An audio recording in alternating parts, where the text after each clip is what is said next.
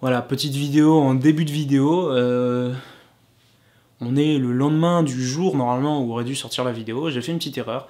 J'ai tourné l'épisode vendredi, je l'ai monté vendredi, je l'ai upload vendredi, mais je me suis gouré en mettant la publication, c'est-à-dire que j'ai tout fait, sauf que YouTube propose, quand vous mettez 1 heure, le jour suivant, automatiquement, et moi j'y ai pas fait attention aujourd'hui. Il y a des fois j'y fais attention, des fois j'y fais pas attention, et là c'était une fois où j'y ai pas fait attention. J'ai dû m'en noter pour la prochaine fois, mais bon, ça continue le vendredi, c'est jusqu'aujourd'hui, j'ai fait une petite erreur, je suis désolé. Salut à tous, j'espère que vous allez bien. Qu'est-ce que je vous conseille cette semaine? On va voir ça tout de suite.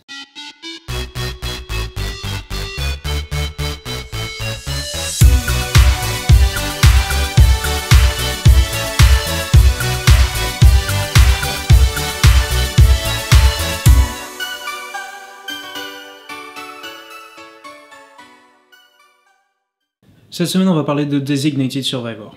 Designated Survivor est une série diffusée du 21 septembre 2016 au 16 mai 2018 sur la ABC, une chaîne américaine. Après beaucoup de problèmes liés au showrunner, donc un showrunner dans une série, c'est une personne qui gère la série, qui décide de la direction dans laquelle va la série. Il y en a eu 4, du 21 septembre 2016 au 16 mai 2018.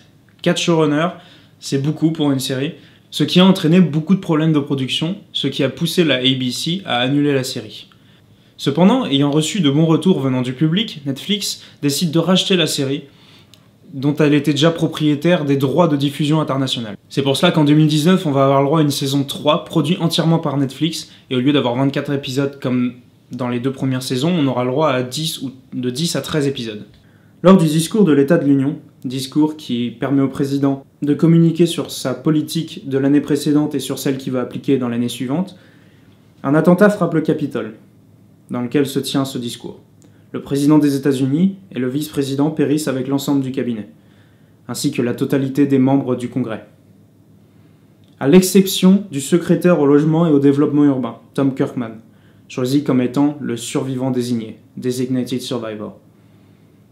Il est alors investi président des États-Unis. Au niveau du casting, on retrouve un grand nom des séries, car c'est ni plus ni moins que Kiefer Sutherland, l'acteur qui a joué dans 24 heures chrono pendant tant de saisons. C'est lui qui joue dans cette série Tom Kirkman. On a aussi Adam Canto qui joue Aaron Shore, le chef de cabinet de la Maison Blanche.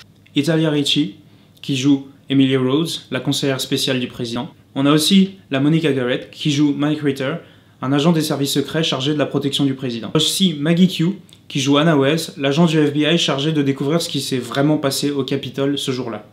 Et pour finir, parce que je ne vais pas vous faire le casting complet, on a Kal Penn. Il joue Seth Wright. Seth Wright, c'est le porte-parole de la Maison Blanche.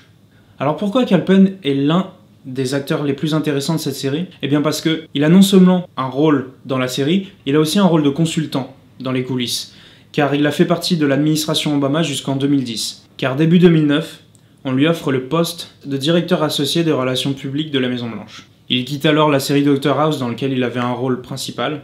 Designated Survivor est ce qu'on peut appeler une série feuilletonnante. Pour ceux qui auraient oublié ce qu'est une série feuilletonnante, je vous mets juste là dans les annotations ma vidéo que j'avais faite sur le lexique des séries. Alors en quoi c'est une série feuilletonnante dans le sens propre du terme? Eh bien parce qu'on a 2 arcs narratifs. On a le premier arc narratif qui est centré sur l'histoire de Tom Kirkman, donc de sa présidence. Tous les épisodes, on va avoir un problème exposé au début de l'épisode que le président va devoir résoudre, et à la fin de l'épisode, il aura plus ou moins résolu cet arc narratif-là. Pour le deuxième arc narratif, on a Anna Wells.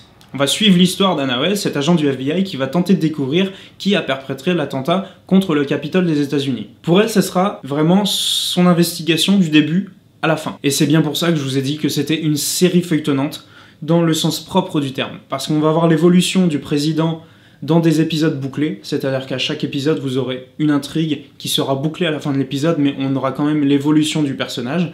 Et pour Anna Wells, c'est vraiment un feuilleton. C'est-à-dire que du début à la fin, on n'a qu'une histoire. C'est comment on a perpétré l'attentat contre le Capitole.